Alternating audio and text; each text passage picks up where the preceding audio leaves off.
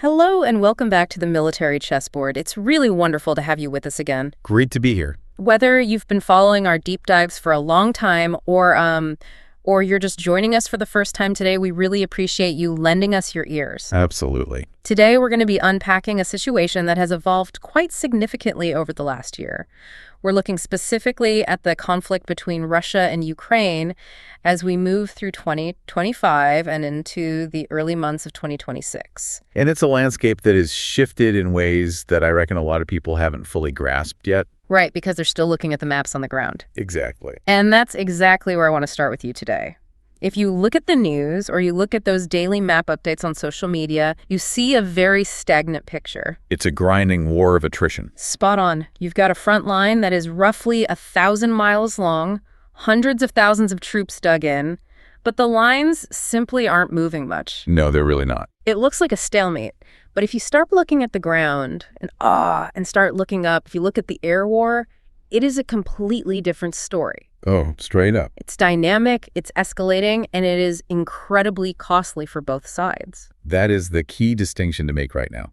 While the ground war has become this slow, muddy grind where gaining a few hundred meters is a major headline, the air war has expanded into a full-on strategic campaign. A campaign designed to dismantle the opponent's ability to even function as a state. Precisely. It's less about taking territory and more about breaking the machine that makes the war possible in the first place. And that brings us to our mission for this deep dive.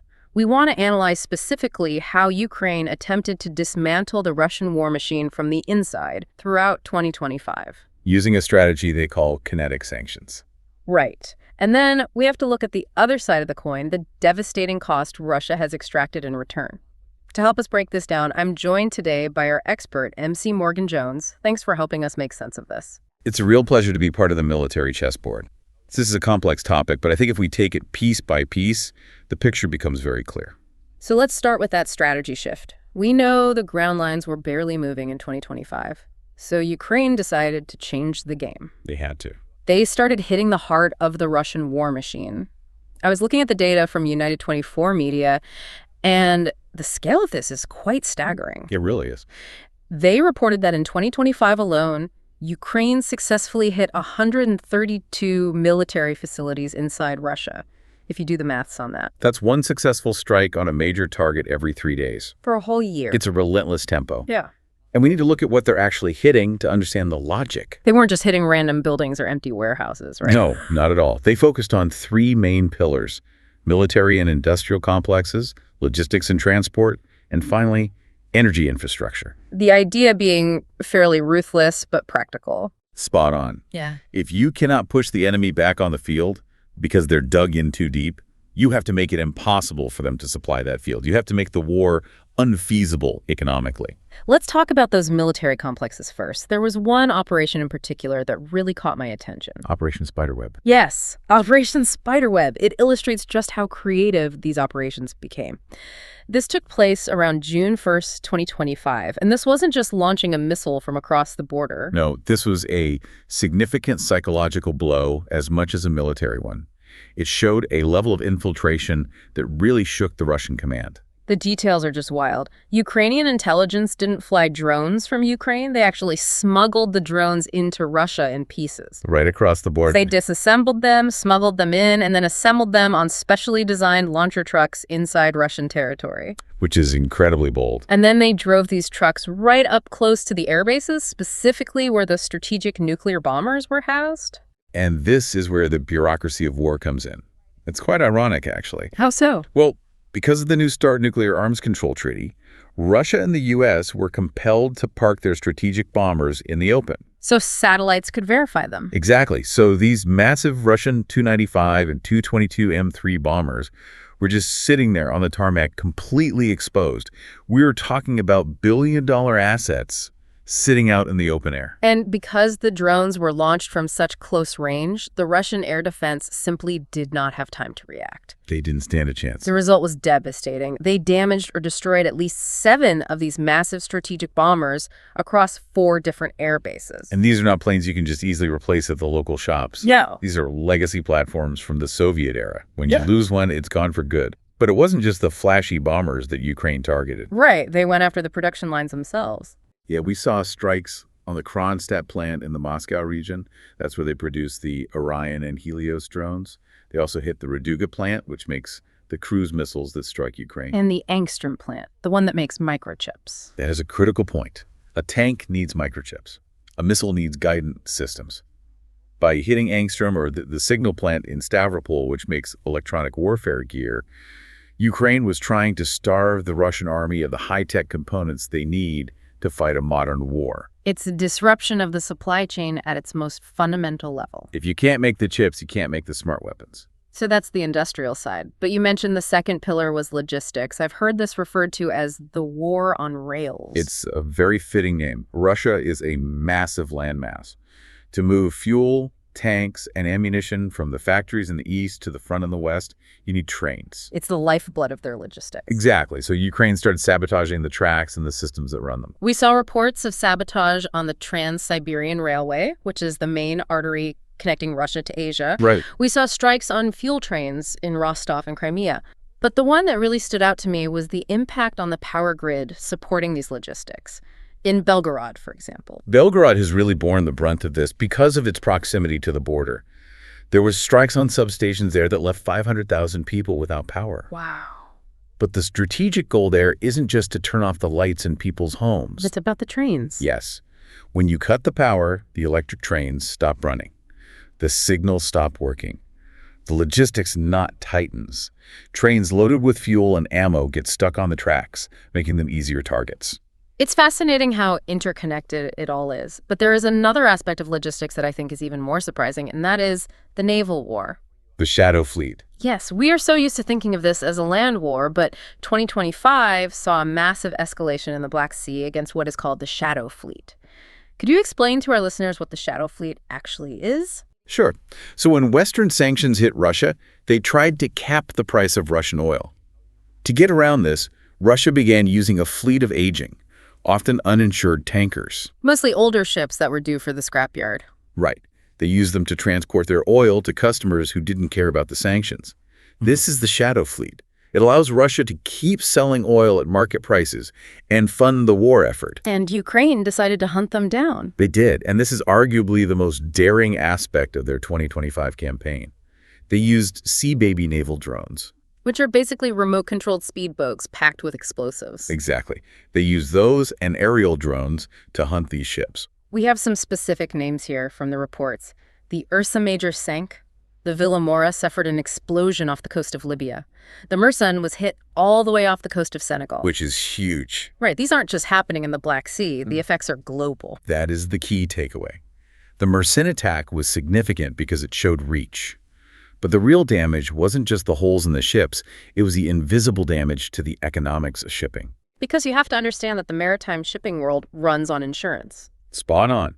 You cannot dock a ship or pass through major straits without it. So what happened to the insurance rates? After these strikes, insurance rates for ships trading in the Black Sea jumped by 300%. That's a massive spike. It is. Major operators, like Besiktas Shipping, simply stopped transporting Russian cargo. They looked at the risk and said, it's too dangerous. We're out. That is incredible leverage. So by blowing up a few ships, they made it prohibitively expensive for anyone to ship Russian oil. Precisely. Russian seaborne crude exports via the Black Sea plunged by 30%. That is a massive hit to the wallet. It proves you don't need to sink every single ship. You just need to destroy the profit margin. Exactly. Which brings us perfectly to the third segment of our deep dive, the financial scorecard.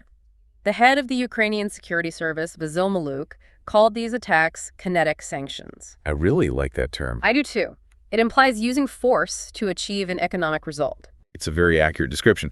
We often think of sanctions as paperwork signed by politicians in meeting rooms in Brussels or Washington. Right, freezing bank accounts and so on. Exactly. But kinetic sanctions are when you physically destroy the asset generating the revenue. It is immediate, and it cannot be bypassed with clever accounting. Let's look at the numbers for 2025.